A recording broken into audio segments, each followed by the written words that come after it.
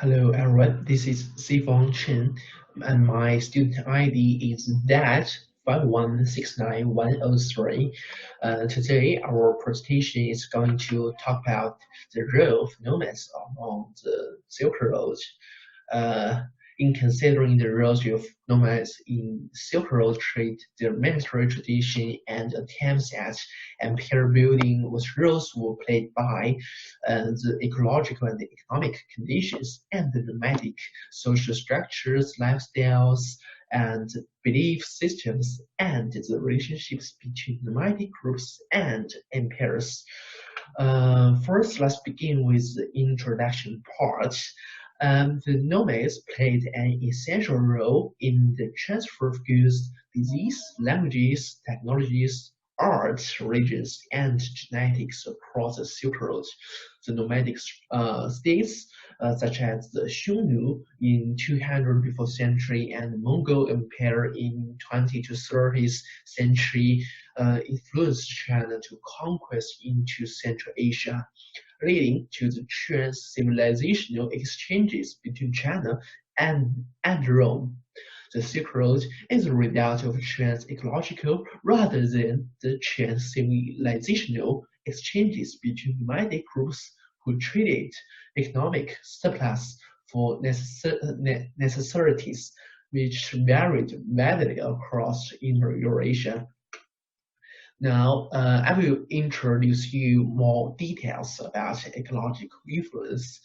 The ecology of Inner Eurasia varies quite significantly, creating needs for different products which facilitate trade and transfer of technology, religion, and languages.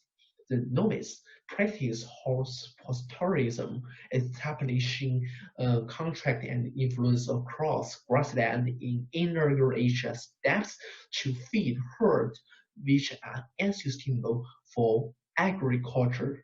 The nomads traded steppe land and woodland products for goods they could not obtain in their ecological environments. So changes in ecology, such as overgrazing or the shortage of pasture land, can lead to forming of nomadic states such as Xiongnu around 200 before century, who forced Han China to seek relations across Central Asia and eventually leading to the continent-wide trade route to the Europe. When talk about the economic influence, we have to see the when as early as 4,000 before century, known as trade steppe-land and woodland products such as livestocks and related products like slaves and furs for necessities, and luxury products such as cereals and silk. Because of their pastoralist lifestyle, the nomads economically benefited from trade between different states by acting as the agent of protection. As nomadic groups become larger and larger, the more economic resources were needed, leading to acquisition of external resources through the trade terms of like businessmen. As Xiongnu Empire expanded across Mongolia and Manchuria, more economic resources were required, leading to extraction of terms from the Han and the conquest of Central Asia by Chen. My name is Harman Leung, and my student number is 5159345. Now, let's learn more about their social structure.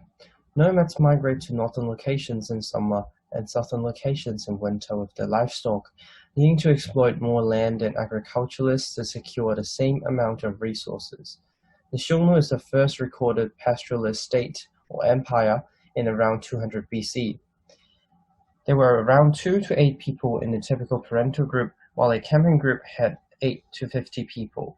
A reproductive group, on the other hand, consists of 50 to 500 people. To be classified as a tribe, 500 to 1,000 people is a general requirement. Lastly, a supratribal association had around 1,000 to 100,000 people, while a pastoralist state or empire had a whopping 100,000 to millions of people. The greater the size of the nomadic social structure, the greater the resources required to sustain the structure, as well as greater inequality of wealth and status, often by tribal affiliation. Social structures were inherently fragile due to the lack of common ethnic identity, greater loyalty to tribe rather than entire organization, and highly personal relationships between nomads. This leads to the need to acquire resources and redistribute them to build common identity, transcending tribal ties, and legitimize the authority of the ruling family in the eyes of the political council, the military, and tribal leaders. The need for the ruling family to legitimize its authority over the social structure leads to trade, tributes, or raids of agricultural communities to gain their resources so they can redistribute it. Both men and women knew how to ride, shoot, and hunt, as well as infants being trained in hunting. The Xiongnu Empire forced the Han Dynasty, as well as weaker agricultural states and vanquished tribes, to pay tributes of cereal and luxury goods, such as silk and bullion. Consolidation of power in the Khan leads to succession problems after the passing and dissolution of social structure, unless a new leader is accepted by the tribal heads. Hi, my name is Ian, and I'll be explaining how nomadic lifestyles and belief systems have helped shape the role of nomads across the Silk Road. Nomadic lifestyles were based on horse pastoralism, where nomads traveled from one pasture land to the next to graze their horses. As seen in the slide explaining how ecology affects nomads, the inner Eurasian steppes provide a vast and extensive amount of grassland that, though it had little agricultural value, was conducive to horse pastoralism practiced by the nomads. The importance of mobility for the nomads meant that they could not carry around a large amount of stuff. However, if it was portable like silk, they could, as they needed to travel greater distances and exploit large amounts of land and agriculturalists in order to create enough food to survive. The earliest evidence of horse pastoralism comes from eastern Ukraine, where the Sredny stock community underwent the second dairy products revolution, and because they could travel greater distances as a result, they migrated into the inner Eurasian steppes. As nomads emerged in the steppes, and because of their highly mobile lifestyles, they came into contact with nomads in neighboring territories, which facilitated trade and transfer of knowledge. As these nomadic structures became bigger, they came to conquest new lands to acquire greater amount of resources to survive, with the earliest example of a nomadic state or empire being the Scythian Empire in the 8th century BC. Because pastoral production was only enough for a small group of people to survive, nomads had to rely on trade or raiding other communities to acquire enough resources to survive and prosper, especially if their lands were conquered by another tribe or agricultural community, or if the environment changed and interrupted their ability for their horses to graze. Therefore, even after the division of the Mongol Empire and the fall of the Roman Empire, the Silk Road continued to prosper even after, by conventional accounts, it declined, because nomads had to consistently trade with each other or raid each other in order to survive. And because the nomadic lifestyle was so harsh, they valued relationships that were highly personal, but did not feel relatively little allegiance to larger social structures unless it was beneficial to them, such as the consolidation of power by the Xiongnu over other tribes to extract resources from the Han dynasty. Because the nomads played such a significant role in the trade and conquests along the Silk Road, they were exposed to new religions and belief systems which they spread along their trade and migration routes, as well as adopting these religions and belief systems themselves, with an example being the Xiongnu Empire. Modern China adopted the Chinese principle of universal emperorship believing that he received a mandate of heaven in order to consolidate his power among the tribal heads and legitimize his political authority and power over the Songyu Empire. In addition, religions prospered in the Silk Road under the Mongol Empire and Pax Mongolica, as they were highly tolerant of different religions. Genghis Khan and his descendants built a range of religious structures, provided tax exemptions for religious organizations, and allowed religions in the conquered lands to continue even after they've been conquered, without forcibly converting them into their own religion, which is mainly shamanism. So some of the religions that were spread included Zoroastrianism, Nestorianism, Buddhism, which the Mongol Empire actually adopted for a short period of time and accepted the Dalai Lama as their spiritual leader, but most importantly, Islam. With after the division of the Mongol Empire into 4 khanates, 3 of the 4 of them, the Ilkhanate, the Golden Horde, and the Chagatai Empire, all converting into Islam, with the legacy of the Chagatai Empire still existing through mosques such as the Ibkar Mosque in Kashgar, Xinjiang, which still stands today. Islam in the former territories is still the predominant religion as well in current day times. In the eyes of the nomads, this was probably more favorable to be religiously tolerant because they depended on these territories for tax in order to sustain the empire. And by allowing these conquered areas to continue practicing their pre-existing religions, this probably was done in order to build further goodwill and ensure that they continue paying taxes in the future. I'll now pass it on to Peixin.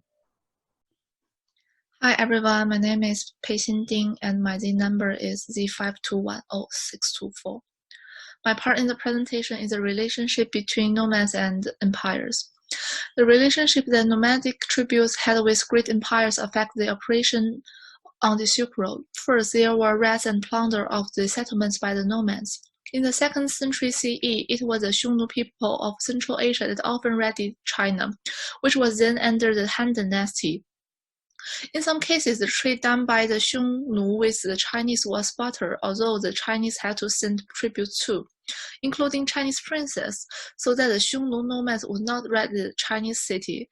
Political alliances were forged among nomads if they want to attack settled civilization. Also, the nomad tributes was a very strong society that heavily depended on a military hierarchical principle that tolerant exploitation and robbery of settlements along the Silk Road. In some cases, continuous looting of settled people by nomadic tributes would lead to wars. Wars would begin with espionage, such as one conducted by the Han Chinese against the Xiongnu people. When conflicts in trade and commerce would occur, the settled people were protected by thick wall and strong gun.